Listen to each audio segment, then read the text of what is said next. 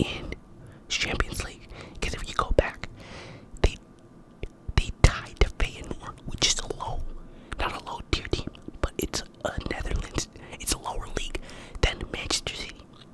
So, and then they also lost to Sporting, which was insane for Manchester City to lose to the Portuguese level league. I mean, it's those games usually you expect. Man City last season they won those games like 5-0, 4-0, 3-0.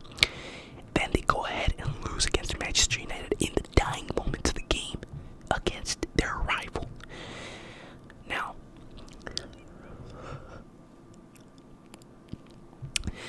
here,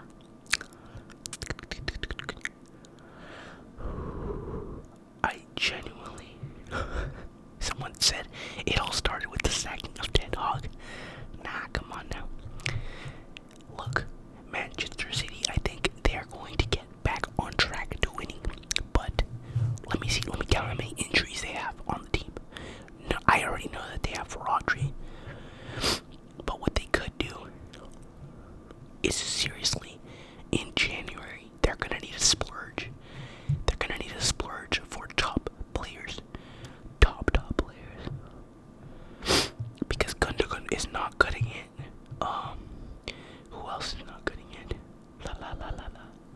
Let's see. Their lineup. Kyle Walker has not been cutting it, and he's their captain. Josko Guardiola, he's been really good. Phil Foden, you're looking like, buddy. You need some competition. Doku is looking like. Yeah, okay, hold on. Let's go to the injuries, though.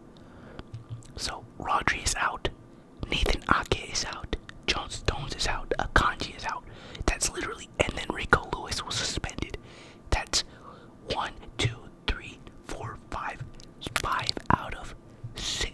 5 out of 11 players that are starters. That's insane. I don't know, 5 out of 11. John Stones definitely benches. Gundogan in the midfield. And then, this is where they get crazy. They're playing Matthew Nunes on the left back position. This is like a makeshift formation. No, come on. Pep Guardiola, what are you doing, man? Manchester United went with a 3-4-3. Man City went with a 4-1-4-1. Which, what the hell? Let's see, before that, let's see how they played against Juventus. Against Juventus, the 4-2-3-1. Okay, with Jack Grealish playing as a CDM. I don't think this is correct. SofaScore is putting this very incorrectly. Like, there's no way that never goes. You see, Jack Grealish is right there at the CDM position. Incorrect. This is unreliable. This is very unreliable. I mean, if it is, that's why they lost, because Jack Grealish is playing fucking CDM.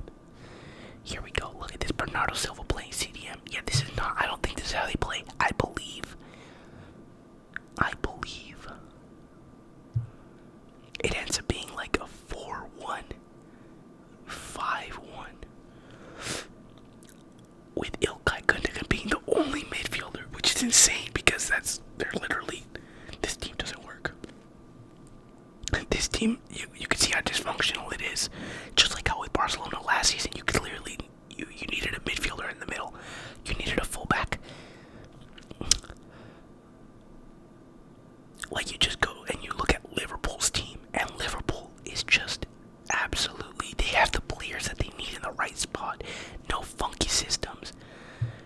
Like, I think Pep Guardiola, sometimes he overthinks himself. Like, fucking Rico Lewis, some games he plays up top, some games he plays at the back. He moves around the players, and you know what? It's very good that the players can play in whatever position he puts them. That's important. But sometimes you need to, like, you can't, not every player is meant to play every position. You know what I mean? Only a few select players are built like that. Like, I think Joao Cancelo, that guy, he could play left back, right back, center mid. Camavinga could play left back. He could play center mid. He could play more up, like, almost as a left midfielder. Camavinga is like in that slot. Gavi's in that slot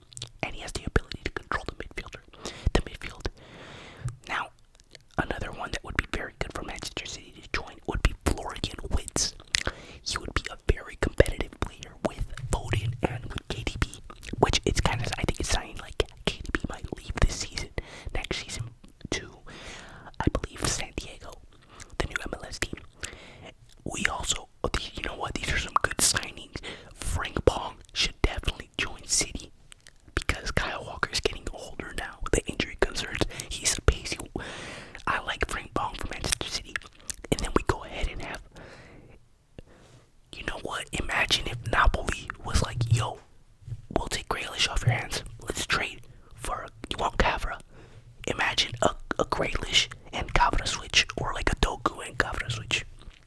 Kavra scale. A young, promising midfielder, Adam Wharton from Crystal Palace, could be an investment for the future, potentially stepping in as a squad player. I don't know, we need players that can change right now.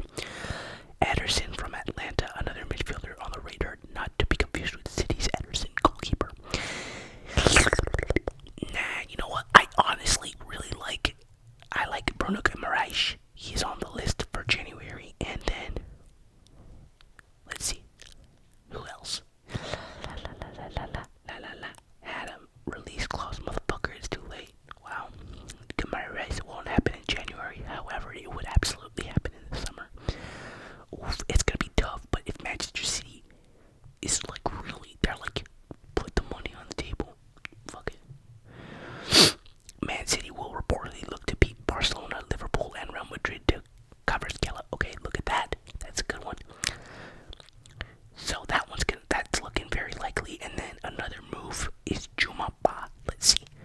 Manchester City could make a move for Real Valladolid defender Juma Ba as soon as January. Wow, okay, reinforce the back. Very good.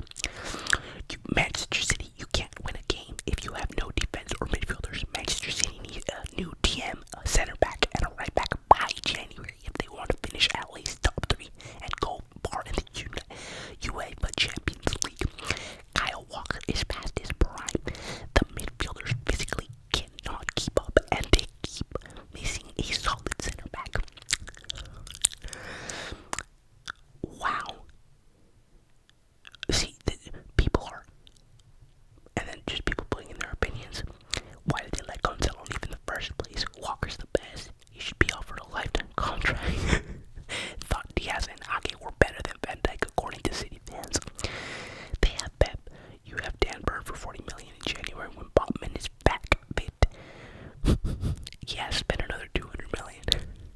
Need to spend more. Billions and billions.